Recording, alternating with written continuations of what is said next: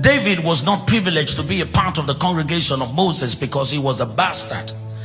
According to most theologians that we agree with, and the testimonies about himself in the book of Psalms, he said, if my father and my mother forsake me, the Lord will take me up.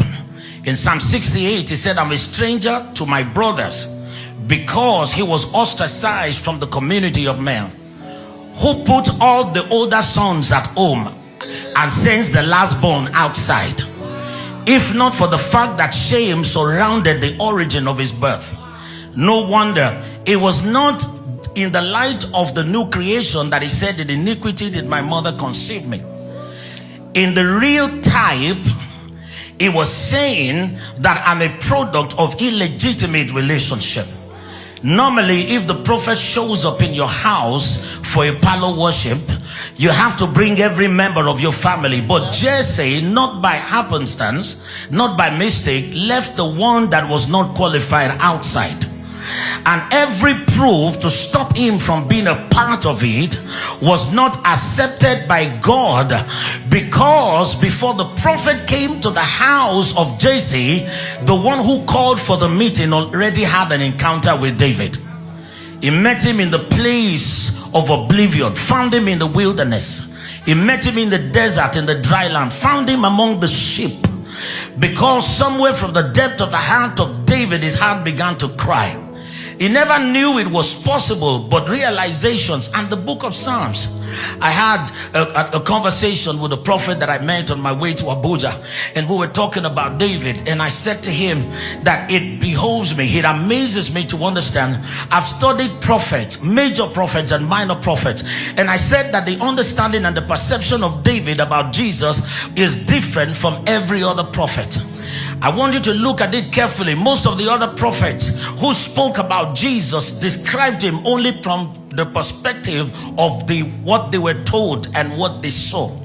But none of them had the encounter with Jesus ahead of time like David did.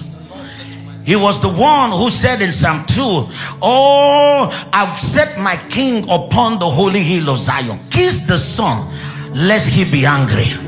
He wrote in Psalm 45, my heart is inditing a good matter. I speak as touching the king.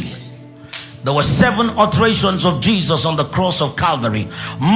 David presented 5 of them, even almost 7 of them. How can a man who lived 1,000 years and more above the Messiah, who operated under a Mosaic confederation, be the one to give the lines to the Savior to come? My God, why hast thou forsaken me, was said and prefigured by David. They tore his clothes was preceded by David. Psalm 41 verse 9, Judas, the one that I trusted, lifted his heel against me, was said by David. Ever 5 out of into your hands I commit my spirit, that Jesus said. How powerful could David have been? He must have been at the well with Jesus. He must have had an encounter with him. And when God found him, he got sick of Moses' tabernacle. He said, I can't be kept here anymore. Sometimes you can find a love relationship with someone and you will tell yourself, if it can't come to where I am, I will come to where you are.